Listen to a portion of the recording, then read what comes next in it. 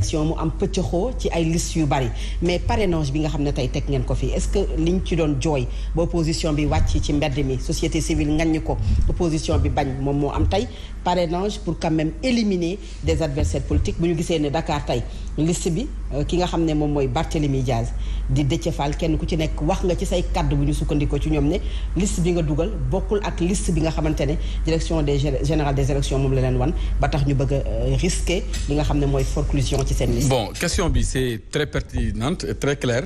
Moi je pense que invité wu ma pour me disserter ci ay parrainage sur la pertinence ou non du parrainage sur le processus et tout ça là. Posé wu ma question donc du ma ci wax ci waxu parrainage de manière générale. De toute façon on est d'accord que parrainage bi nekkul pour éliminer des candidats. Parrainage bi c'est plutôt pour choisir des candidats yi nga xam ne ci suñu démocratie nu ñu d'accordé ils sont aptes pour aller aux élections. Maintenant yow da nga ma poser question ci li xew.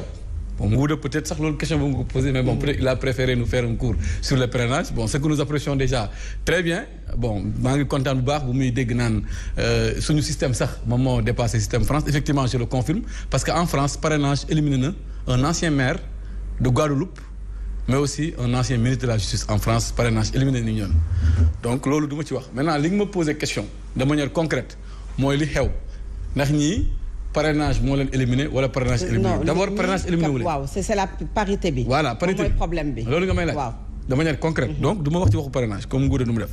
maintenant man li may wax mooy ñun ñëpp d'accord nañ ne ku respecté wul parité seen liste dañ ko war a rejeter loolu benn professeur bu ñu naan Ngouda Mboup moo ko publier ci internet boo xam naa nag du Ngouda bi peut-être beneen Ngouda la.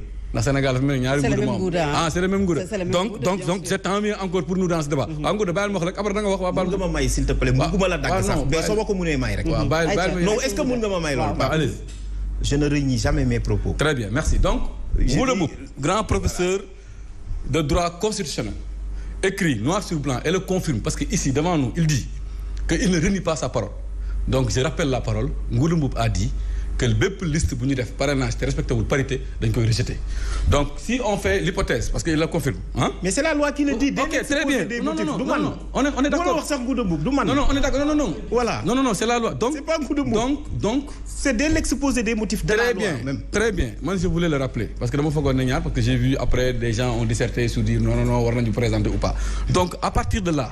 Ngouda nous confirme que conformément à la loi ici. gaa nga bëgg a jël débat bi bëgg a wax. non parce que vous êtes Ngouda je suis économiste. vous êtes notre expert le grand expert Ngouda. c'est toi qui nous éclaires.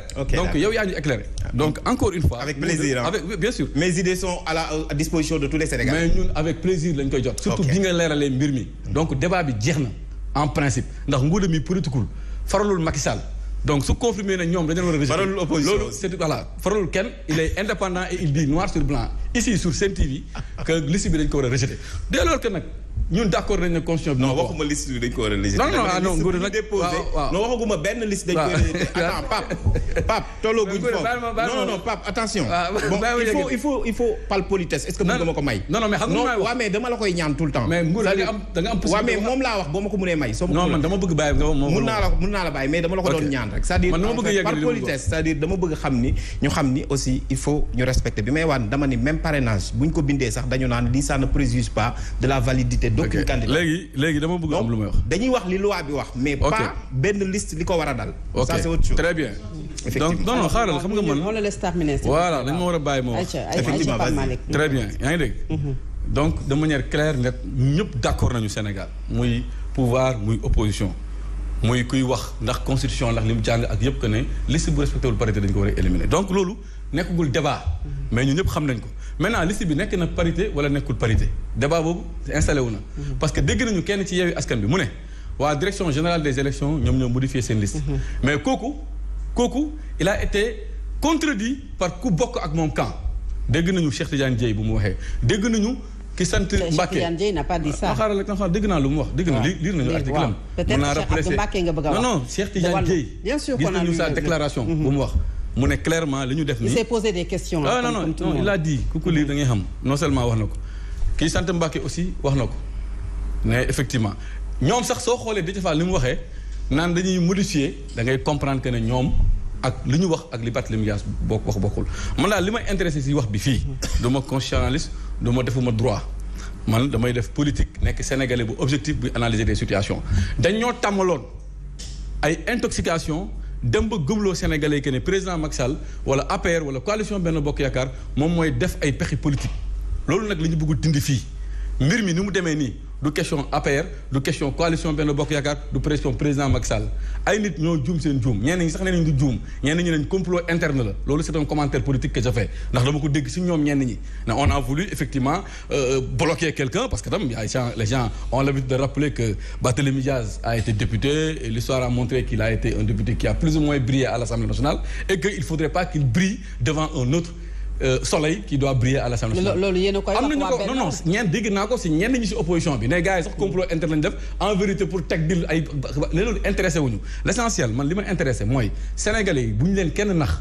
bu leen kenn dugal ci loo xam ne amul président Macky Sall laalewul yàgg mais nag ñuy taxaw di wax ay waxu complot ci Sweet Beauté suñu ñëwee tey dañuy wax ay complot ci liste loolu ce n'est pas c'est une répétition pour nous mais li am solo man ma bëgg ko wax de manière forte de manière honnête de manière sincère mooy lii pouvoir laalewu ci état laalewu ci politique laalewu ci ay nit ñoo def seen njuumte ci lu ñu yaakaar ñoom ñoo koy assumer ñoom ñoo juum ñoom ñoo ko wax ndax comme nguuda lu mu bëgg wax tollaguñu sax heure bi ci wàllu liggéey ci sous commission bi war a traité mbiru ndax parrainage bi ndax parité respecté nañu ko respecté tollaguñ fa ñoom ñoo ko def ñoom ñoo ko gis ñoom ñoo ko publier seeni Facebook ñoom ñoo dem di perturber sànq expliqué na ne way huissier bi waroon na ñëw foofu mais est-ce que le huissier devait venir avec Barthélémy Diaz. Barthélémy Diaz, de mon point de vue, amul woon place au niveau de la direction générale des élections comme Pape Malick Ndour comme Ngouda Lamel foofu il n'a pas été mandaté par la coalition bi nga xam ne moom la bokk maintenant gëm naa nag ne su fekkee ne huissier dafa war a nekk ñoom ñu jaarale ko fu ñu ko war a jaaree y aura aucune difficulté huissier bi dina liggéeyam mais maintenant si les gens veulent faire de la politique duñu ko d'accord fa nga may terminer ma terminer foofu mooy lancer un appel à la jeunesse gis nañu xale yi gisuñu benn yoon je le disais tantôt ma ne ñu reyoon ci mois de mars bi fukki famille ak juróom ñu ngi nekk en deuil dégguma fenn fu ñu leen tuddee ci élection bi dégguma fenn fu ñu leen tuddee ci ay liste au contraire ay magum jëm. autant également je pense que la responsabilité de l'État qui devait faire la lumière sur l'affaire et jusqu'à présent ba tey amul aussi est-ce que les responsabilités ne sont pas partagées. non loolu peut-être beneen histoire la mais li ma bëgg wax foofu waaw li ma bëgg wax foofu c'est très clair man sama logique dama ciy dem li ma bëgg wax c'est très clair bu ñuy def seen liste invité wuñu jeunes yi woowuñu jeunes yi seen yoon newul ci population bi tey aujourd'hui ñu def seen i njombe di faire un appel à la population les jeunes doivent refuser cela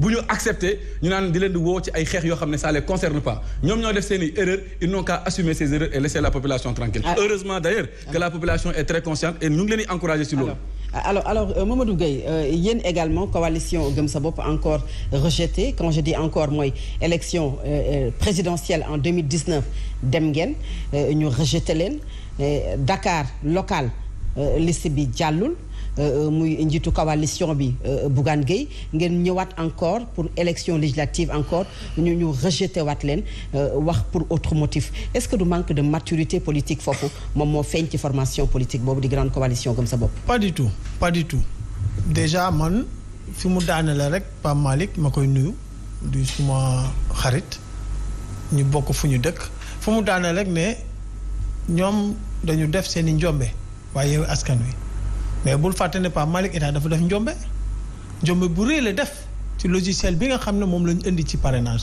parce que man du ma wax loo xam ne amul dama ko fekkee. man ñun déjà du ma wax maturité loolu amul parce que am na ñoo xam ne defuñu 10 jours